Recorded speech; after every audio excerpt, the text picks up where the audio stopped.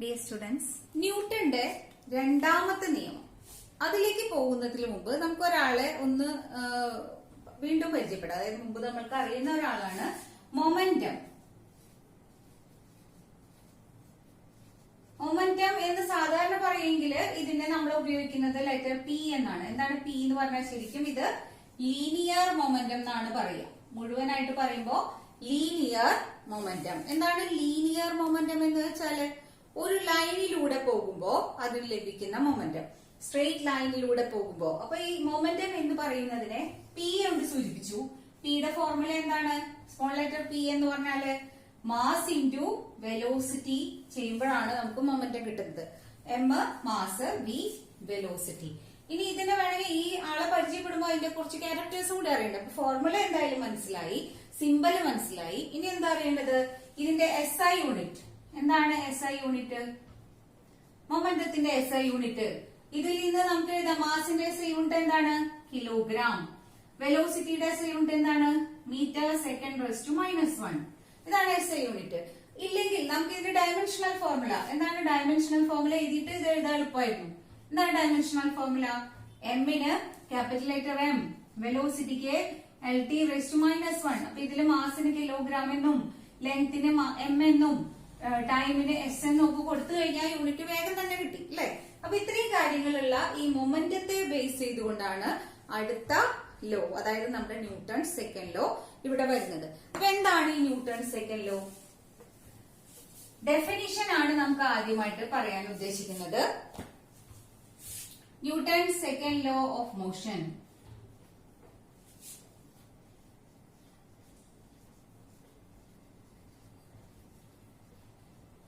ചലനത്തിന്റെ രണ്ടാമത്തെ നിയമം ന്യൂട്ടൺ തന്നത് അത് ഈ മൊമെന്റത്തിനെ ബേസ് ചെയ്തുകൊണ്ടാണ്. അദ്ദേഹം പറഞ്ഞത് എന്താണെന്ന് വെച്ചാൽ, by definition Newton second law of motion states that the rate of change of momentum of a body is directly proportional to the applied force and the direction of the momentum is the direction of applied force. അപ്പൊ ഇവിടെ നമുക്ക് അതിന്റെ definition എന്താന്ന് നോക്കാം. Momentum അനുഭവപ്പെടുന്ന രണ്ട് different cases ആണ് ഇവിടെ കാണുന്നത്. ഒരു കുട്ടി വളരെ ചെറിയ വെലോസിറ്റിയോട് കൂടിയിട്ട് ഒരു ബോൾ കിക്ക് ചെയ്യുന്നു ഒരു ഗ്ലാസ്സിലേക്ക്. അത് വന്ന് തട്ടിയുന്നു, ബോൾ തിരിച്ചു വരുന്നു.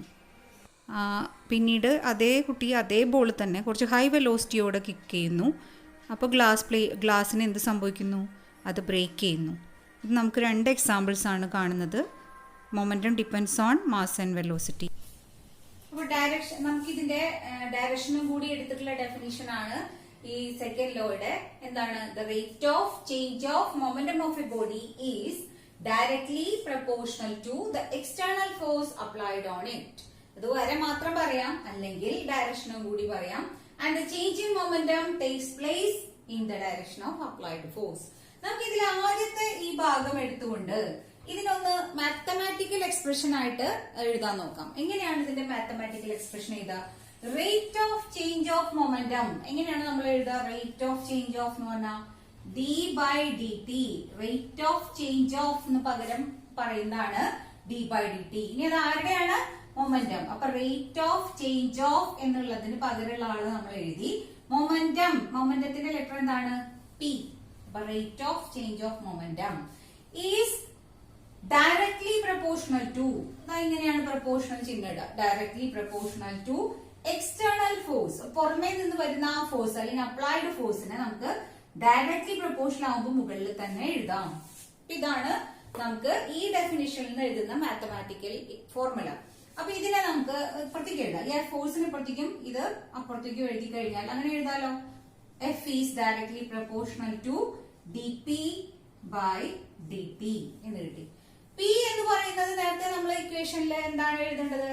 mv എന്നാണെന്ന് കണ്ടു. അപ്പൊ P എന്ന് പറയുന്നത് mv ആണ്. അതുകൊണ്ട് നമുക്കിവിടെ എന്തെഴുതാം? F is proportional to dmv. പിയുടെ സ്ഥാനത്ത് mv എഴുതി /dt അല്ലെ. ഇനി ഈ m മാസ് ഒരിക്കലും ടൈമിനനുസരിച്ച് മാറുന്നില്ല. മാസ് മാറാത്തൊരു ക്വാണ്ടിറ്റി ആണ്. അതുകൊണ്ട് നമുക്ക് മാസിനെ പുറത്തേക്ക് എടുക്കാം.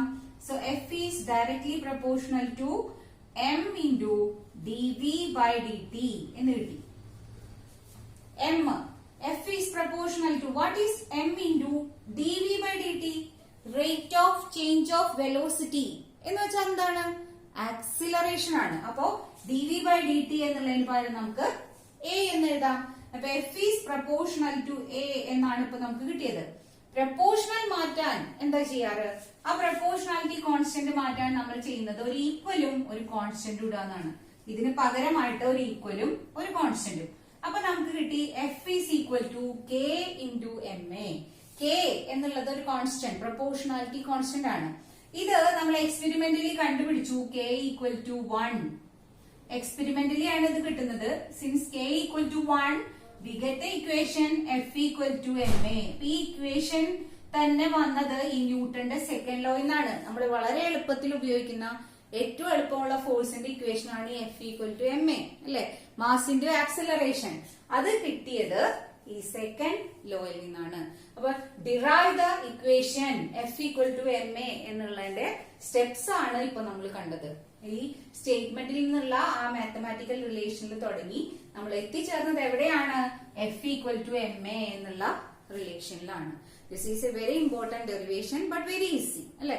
ഇപ്പൊ സെക്കൻഡ് ലോയിൽ നിന്ന് നമുക്ക് കിട്ടിയ ഒരു ഇക്വേഷൻ ആണ് F equal to M A. ഈ ഫോഴ്സ് ഒരു സ്കേലാർ ക്വാണ്ടിറ്റി അല്ല, വെക്ടർ ക്വാണ്ടിറ്റി ആണ്. അപ്പൊ നമ്മൾ എന്ത് എഴുതാം? വെക്ടർ ഫോമിൽ എഴുതാണെങ്കിൽ vector F is equal to M vector A, അല്ലെ?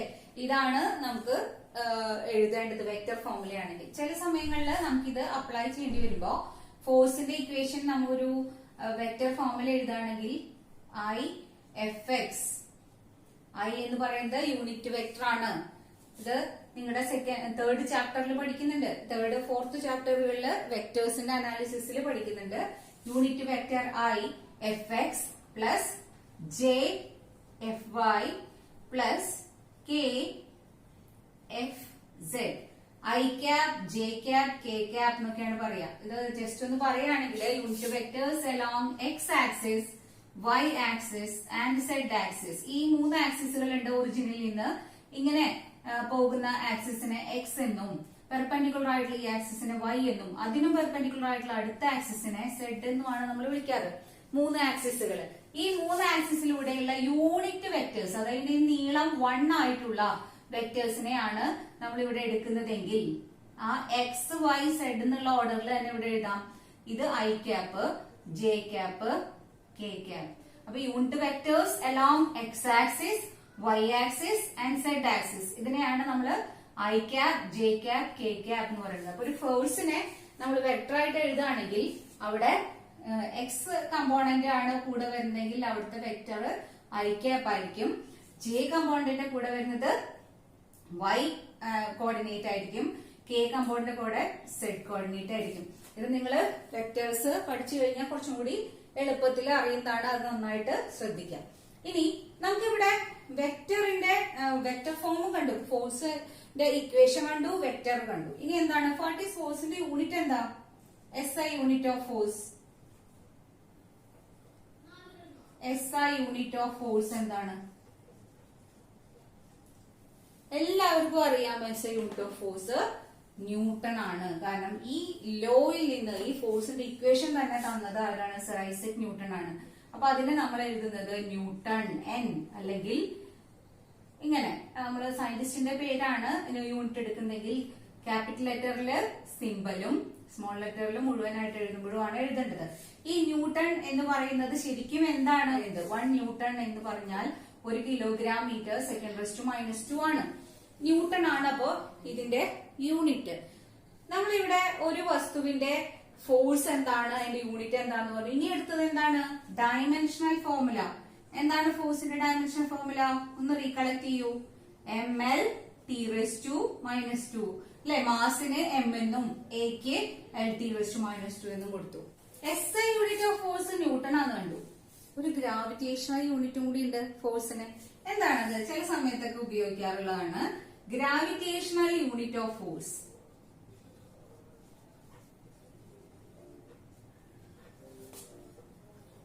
ഗ്രാവിറ്റേഷണൽ യൂണിറ്റ് ഓഫ് ഫോഴ്സ് ആണ് കിലോഗ്രാം വെയിറ്റ്. കിലോഗ്രാം വെയിറ്റ് ഇതാണ് അതിന്റെ യൂണിറ്റ്. എങ്ങനെയാണ് അതിനെ ഫുൾ ആയിട്ട് വിളിക്കുക? Kilogram weight. നമ്മൾ വേറൊരു യൂണിറ്റ് പറഞ്ഞാലുള്ള പ്രശ്നം എന്താ? എല്ലായ്പ്പോഴും നമുക്ക് SI യൂണിറ്റിൽ വേണം കാൽക്കുലേഷൻസ് ചെയ്യാൻ. അപ്പൊ വേറൊരു യൂണിറ്റ് കിട്ടിയാൽ അതിനെ എങ്ങനെ SI യൂണിറ്റിലേക്ക് മാറ്റും എന്നും കൂടി പറയണം അല്ലെ. അപ്പൊ അതിനുള്ള വഴി ഇതാണ്. എത്രയാണ് 1 കിലോഗ്രാം വെയിറ്റ് ന്യൂട്ടണിൽ എന്ന് അറിയണം. എത്രയാണ് 1 കിലോഗ്രാം വെയിറ്റ് എന്ന് പറഞ്ഞാൽ ഇറ്റ് ഈസ് 9.8 ന്യൂട്ടൺ. അപ്പൊ തിരിച്ചു പറയാം 1 ന്യൂട്ടൺ എന്ന് പറഞ്ഞാൽ എത്രയാണ് 1/9.8 കിലോഗ്രാം വെയിറ്റ്. അപ്പൊ ഇത് ഒന്ന് മനസ്സിൽ വെക്കുക. കാരണം ഇത് രണ്ടും എന്തിന്റെ യൂണിറ്റ് ആണ്? നമുക്ക് ഫോഴ്സിന്റെ യൂണിറ്റ് ആണ്. ഫോഴ്സിന്റെ വേറൊരു യൂണിറ്റ് നമ്മൾ പഠിച്ചിട്ടുണ്ട്, ഡൈൻ അല്ലെ. ഡൈൻ എന്ന യൂണിറ്റും ഫോഴ്സിന്റെ ആണ്. ഏത് സിസ്റ്റത്തില്? CGS സിസ്റ്റത്തില്. അപ്പൊ പല യൂണിറ്റ്സ് ഉണ്ട്, പക്ഷെ എപ്പോഴും നമ്മൾ ഉപയോഗിക്കുന്നത് സർ ഐസക് ന്യൂട്ടന്റെ ആദരവപൂർവ്വം ഈ ന്യൂട്ടൺ എന്ന യൂണിറ്റ് ആണ് ഫോഴ്സിന്. അപ്പൊ അതാണ് SI യൂണിറ്റും. ഓക്കെ, ന്യൂട്ടന്റെ സെക്കൻഡ് ലോയുടെ കോൺസിക്വൻസ് ആയിട്ട് നമുക്ക് പല കാര്യങ്ങളും കിട്ടിയിട്ടുണ്ട്. അതില് ഒരു കാര്യമാണ് മാസും വെയിറ്റും. അപ്പൊ അതിവിടെ അതിന്റെ കോൺസിക്വൻസ് ആയിട്ട് നമുക്കൊന്ന് ഡിസ്കസ് ചെയ്യാം. എന്താണ് മാസ്, എന്താണ് വെയിറ്റ്, എന്താ രണ്ടും തമ്മിലുള്ള വ്യത്യാസം? മാസ് എന്ന് പറഞ്ഞാൽ എന്താണ്, വെയിറ്റ് എന്ന് പറഞ്ഞാൽ എന്താണ്? നമുക്ക് എല്ലാവർക്കും അറിയാം എന്ത്, F = ma. ഈ M ആണ് മാസ് അല്ലെ. M എന്ന് പറഞ്ഞ മാസ്, A എന്ന് പറഞ്ഞ ആക്സിലറേഷൻ, രണ്ടും കുടിച്ചാൽ കിട്ടുന്നത് ഫോഴ്സ്. വെയിറ്റിന്റെ നേരത്തെ ഡെഫിനിഷൻ എഴുതിയത് എന്താണ്? W = mg അല്ലെ. അപ്പൊ ഇവിടെ മാസില് ഈ മാസ് എന്ന് പറഞ്ഞാൽ എന്താണ്? F ഈ ഇക്വേഷൻ നമുക്ക് എന്ത് എഴുതാം? മാസ് = F/A അല്ലെ. വെയിറ്റ് എന്ന് പറഞ്ഞാലോ mg. അപ്പോ ഇതില് ഒരു വ്യത്യാസം എന്ന് പറയുന്നത് ഇതിന്റെ ഇക്വേഷൻ തന്നെയാണ്. മാസ് കണ്ടുപിടിക്കാൻ ഫോഴ്സിനെ ആക്സലറേഷൻ കൊണ്ട് ഹരിക്കണം. ഈ മാസിന് വേറൊരു പേരുണ്ട്, ഇനേർഷ്യൽ മാസ് എന്നാണ് പറയാം. അപ്പോ ഇത് വെയിറ്റ് ആണെങ്കിലോ mass into acceleration due to gravity ആണ്. ഇനി ഇതിന്റെ യൂണിറ്റ് എടുത്താലോ, ഇതിന്റെ SI യൂണിറ്റ് എന്താണ്? ഇതിന്റെ SI യൂണിറ്റ് കിലോഗ്രാം ആണ്. ഇവിടെയോ എന്താണ് SI യൂണിറ്റ്? ന്യൂട്ടൺ ആണ്. ഫോഴ്സിന്റെ യൂണിറ്റ് തന്നെയാണ് വെയിറ്റിനുള്ളത്. ഇനി എന്താ വ്യത്യാസം? മാസ് എന്ന് പറഞ്ഞാൽ ഇറ്റ് ഈസ് ദ മാറ്റർ അല്ലെ. ഒരു വസ്തുവിൽ അടങ്ങിയിട്ടുള്ള മാറ്റർ ആണ് മാസ് ഉണ്ടാക്കുന്നത്. അത് എല്ലായ്പ്പോഴും കോൺസ്റ്റന്റ് ആയിരിക്കും. അപ്പോ mass M is independent of, ഒരിക്കലും മാറില്ല എന്ന് പറയാൻ വേണ്ടിയിട്ടാണ് ഇങ്ങനെ പറയുന്നത്. M ഈസ് ഇൻഡിപെൻഡന്റ് ഓഫ് എന്തിനൊക്കെ? Space, time, temperature, pressure etcetera. മാസിന് ഒരിക്കലും മാറ്റം ഉണ്ടാവില്ല. Mass remains same in all space. ഇപ്പോ ഭൂമിയിലാണെങ്കിലും ചന്ദ്രനിലാണെങ്കിലും ഒക്കെ മാസ് റിമെയിൻസ് സെയിം. ടൈം മാറിയാലും, ഇപ്പൊ ഇന്നായാലും നാളെ ആയാലും മാസിന് മാറ്റില്ല. ടെമ്പറേച്ചറും പ്രഷറും മാറിയാലൊന്നും അതിന് മാറ്റം സംഭവിക്കില്ല. പക്ഷെ വെയിറ്റ് എന്ന് പറയുന്നത് ഡിപ്പെൻഡ്സ് ഓൺ G അല്ലെ. ജീനെ ഡിപ്പെൻഡ് ചെയ്യുന്ന ഒരു ആളാണ് നമ്മുടെ വെയിറ്റ്. അപ്പൊ G തന്നെ പല സ്ഥലത്തും പല വാല്യൂ ആണ്. ഭൂമിയുടെ സെന്ററിൽ ജിയുടെ വില 0 ആണ് അല്ലെ. ഭൂമിയിലുള്ള വിലയേക്കാൾ 1/6 വിലയുള്ളൂ ചന്ദ്രനില്. അപ്പൊ G തന്നെ മാറുന്നുണ്ട്. ആസ് G വാരീസ്, G മാറുന്നത് കൊണ്ട് the weight also varies. അപ്പോ ഇത് ഒരിക്കലും കോൺസ്റ്റന്റ് അല്ല. സ്ഥലത്തിനനുസരിച്ചും ടൈമിനനുസരിച്ചും ചിലപ്പോ ടെമ്പറേച്ചറിനനുസരിച്ചും ഒക്കെ ഇതിന്റെ ജിയുടെ വില എങ്ങനെ മാറുന്നോ അതനുസരിച്ച് ഡബ്ല്യുവിന്റെ വിലയും മാറുന്നു. അപ്പൊ ജീനെ ഡിപ്പെൻഡ് ചെയ്യുന്ന ആളാണ് നമ്മുടെ weight. Weight is equal to mg എന്ന് പറഞ്ഞാൽ ജിയുടെ വില അനുസരിച്ചിട്ടാണ് വെയിറ്റ് മാറുന്നത്. അപ്പൊ ജി എവിടെയൊക്കെ മാറുന്നോ അവിടെയൊക്കെ നമുക്ക് വെയിറ്റും മാറുമെന്ന് കാണാം. അപ്പൊ ഇതാണ് മാസും വെയിറ്റും തമ്മിലുള്ള വ്യത്യാസം. മാസും വെയിറ്റും തമ്മിലുള്ള ഡിഫറൻസ് നമുക്ക് മനസ്സിലായി. ഈ മാസും വെയിറ്റും തമ്മിലുള്ള ഡിഫറൻസ് പോലെ തന്നെ ഇനേർഷ്യൽ മാസും ഗ്രാവിറ്റേഷണൽ മാസും തമ്മിലും ഡിഫറൻസ് ഉണ്ട്. ഇനേർഷ്യൽ മാസും ഗ്രാവിറ്റേഷണൽ മാസും.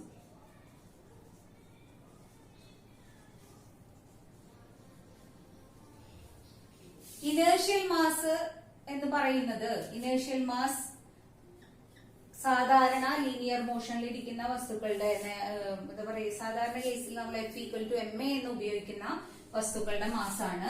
മാസ് എന്ന് പറയുന്നത് എന്തായിരിക്കും? F/A ആയിരിക്കും. ഗ്രാവിറ്റേഷണൽ മാസ് എന്ന് പറയുന്നത് താഴേക്ക് വരുന്ന വസ്തുക്കളുടെ അല്ലെങ്കിൽ മുകളിലേക്ക് പോകുന്ന വസ്തുക്കളുടെ മാസാണ്. അത്തരത്തിലുള്ള മാസിന് നമ്മൾ എന്താ പറയാ? വെയിറ്റ് ബൈ ജി ആണ്. വെയിറ്റ് ബൈ ജി കണ്ടുപിടിച്ചാലാണ് ഇനേർഷ്യൽ മാസിനെ നിന്ന് വ്യത്യസ്തമായിട്ട് ഗ്രാവിറ്റേഷണൽ മാസ് കിട്ടുക. അപ്പോ രണ്ടിന് ഇത്രേ വ്യത്യാസമുള്ളൂ. എന്താണ് ഇനേർഷ്യൽ മാസ്? നമ്മൾ F=ma ഉപയോഗിക്കുന്നിടത്ത് വരുന്ന മാസാണ് ഇനേർഷ്യൽ മാസ്. F=mg എന്ന് ഉപയോഗിക്കുന്നിടത്ത മാസാണ് ഗ്രാവിറ്റേഷണൽ മാസ്. ഇത്രേ ഉള്ളൂ വ്യത്യാസം. പക്ഷെ അതിന്റെ ഇക്വേഷൻ എന്താണ്? ഒന്ന് F/A ആണെങ്കിൽ ഈ ഫോഴ്സിന്റെ സ്ഥാനത്ത് ഇവിടെ വെയിറ്റും ഇവിടെ ആക്സിലറേഷന്റെ സ്ഥാനത്ത് ആക്സിലറേഷൻ ഡ്യൂ ടു ഗ്രാവിറ്റിയുമാണ്. ഇതാണ് വ്യത്യാസം. ഇനി നമുക്കിവിടെ അടുത്ത ഒരു ക്വാണ്ടിറ്റി ഈ സെക്കൻഡ് ലോയുടെ കോൺസിക്വൻസ് ആയിട്ട് കിട്ടുന്ന അല്ലെങ്കിൽ അതിൽ നിന്ന് നമുക്ക് ഡിറൈവ് ചെയ്യാവുന്ന ഒരു ക്വാണ്ടിറ്റിയാണ് ഇമ്പൾസ്. ഇമ്പൾസ് നമുക്കൊരു ഷോർട്ട് ടൈം ഇന്റർവെല്ലില് ലാർജ് ഫോഴ്സ് അപ്ലൈ ചെയ്യുകയാണെങ്കിൽ അതിന്റെ ഇഫക്റ്റിനെ വിളിക്കുന്ന പേരാണ് ഇമ്പൾസ്. അപ്പൊ എങ്ങനെ ഡിഫൈൻ ചെയ്യാം? ഇറ്റ് ഈസ്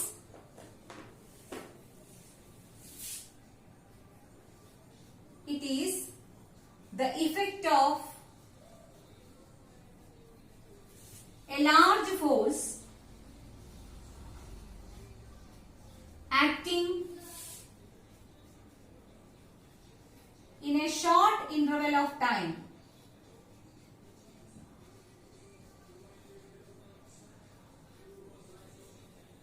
ഇതിനെയാണ് നമ്മൾ ഇമ്പൾസ് എന്ന് പറയുക. അപ്പൊ എന്തൊക്കെ കാര്യങ്ങളാണ് അവിടെ വരുന്നത്?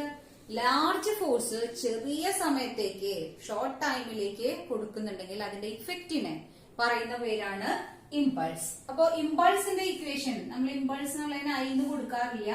നമുക്ക് ഇമ്പൾസ് തന്നെ മുഴുവനായിട്ട് എഴുതാം. ഇമ്പൾസ് എന്ന് പറഞ്ഞാൽ എന്താണ്? അപ്പോ എന്തൊക്കെ കാര്യങ്ങളാണ് ഇവിടെ വരുന്നത്? ഒരു ലാർജ് ഫോഴ്സും ഒരു ഷോർട്ട് ടൈമും അല്ലെ? ഈ രണ്ട് കാര്യങ്ങളാണ് വരുന്നത്. അപ്പൊ അവിടെ ലാർജ് ഫോഴ്സിനെ F കൊണ്ട് തന്നെ സൂചിപ്പിക്കാം. ഷോർട്ട് ടൈമിനെ ഒന്നുകിൽ നമുക്ക് ഡെൽറ്റ ടി കൊണ്ട് സൂചിപ്പിക്കാം, അല്ലെങ്കിൽ F ഇൻറ്റു ടി എന്ന് വെറുതെ എഴുതാം, അല്ലെങ്കിൽ F ഇൻറ്റു ഡി ടി എന്ന് എഴുതാം. അതെങ്ങനെ വേണമെങ്കിലും എഴുതാം. ഷോർട്ട് ആണെന്ന് കാണിക്കാനാണ് ഈ ഡി ടി അല്ലെങ്കിൽ ഡെൽറ്റ ടി. എന്താ ഡെൽറ്റ ടി എന്ന് പറഞ്ഞാൽ? ടൈമിന്റെ ഡിഫറൻസ്. അപ്പൊ ആ വളരെ ചെറുതായതുകൊണ്ടാണ് ഡെൽറ്റ അല്ലെങ്കിൽ ഡി എന്നൊക്കെ സൂചിപ്പിക്കുന്നത്. അപ്പൊ ഇതാണ് ഇമ്പൾസിന്റെ ഇക്വേഷൻ. ഇമ്പൾസ് എന്ന് പറഞ്ഞാൽ ഫോഴ്സ് ഇൻറ്റു ടൈം അല്ലെങ്കിൽ force into delta T. Delta വേറൊരു വാക്കല്ല, ഇത് ചേർന്നിട്ടാണുള്ളതെന്ന് മനസ്സിലാക്കുക. അല്ലെങ്കിൽ ഡി ടി എന്നുള്ളതും അതിനൊപ്പം തന്നെയാണ്. അപ്പൊ നമുക്ക് ഇവിടെ ഇമ്പൾസിന്റെ ഇക്വേഷൻ കിട്ടി. എന്താ ഇമ്പൾസിന്റെ? ഞാനിപ്പോ ഈ ഇക്വേഷൻ ആണ് ഉപയോഗിക്കുന്നത്. ഇമ്പൾസിന്റെ ഇക്വേഷൻ F ഡെൽറ്റ ടി അല്ലെങ്കിൽ ഡി ടി എന്നുള്ള ഇക്വേഷൻ ആണ് ഉപയോഗിക്കാൻ പോകുന്നത്. അപ്പൊ ഇതില് ഇമ്പൾസ് എന്ന് പറഞ്ഞാൽ the effect of A large force acting on A short interval of time എന്നൊക്കെ ഡെഫിനിഷൻ പറഞ്ഞു. നമുക്കിത് മനസ്സിലാക്കാനായിട്ട് ഒരു ആണി ഒരു ചുമരിലേക്ക് അടിച്ചു കയറ്റണമെങ്കിൽ നമ്മൾ എന്ത് ചെയ്യും? ആണി ഇങ്ങനെ ചുമരിൽ വെച്ചിട്ട് ഈ ചുറ്റി കൊണ്ട് പതുക്കെ അങ്ങനെ കൊണ്ടുവന്ന് വെക്കാണോ ചെയ്യാം? ഒറ്റയടി അടിക്കും അല്ലെ? അപ്പൊ എത്ര സമയം കൊണ്ടാണ് ആണി അതിലേക്ക് തുളഞ്ഞു കയറുന്നത്? വളരെ ചെറിയ ടൈം കൊണ്ട്.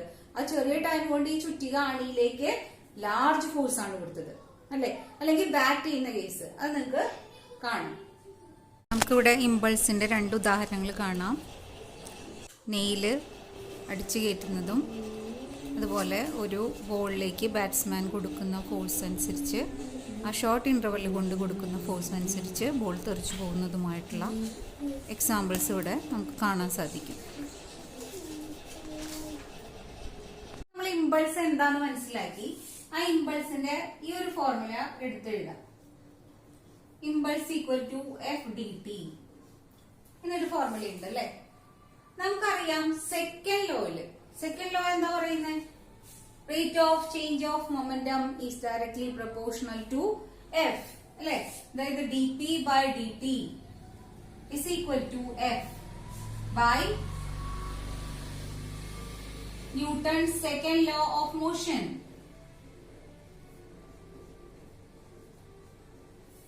അല്ലെ? അപ്പൊ നമുക്ക് ഇവിടെ ഡി പി ബൈ ഡി ടിനെ എഫ് എന്നാണ് എഴുതിയത്. ഡി പി മാത്രം ഇവിടെ നിർത്തി കഴിഞ്ഞാൽ നമുക്ക് ഇവിടെ റൈറ്റ് സൈഡിൽ എന്താ കിട്ടുക?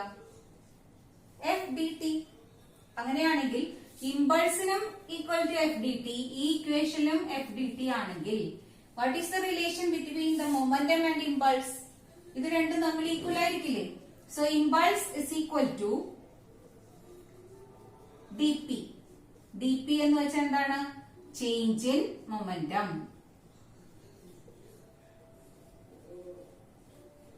ചേഞ്ച് ഇൻ മൊമെന്റത്തിന് നമുക്ക് വേണമെങ്കിൽ P2 മൈനസ് P1 എന്ന് എഴുതാം.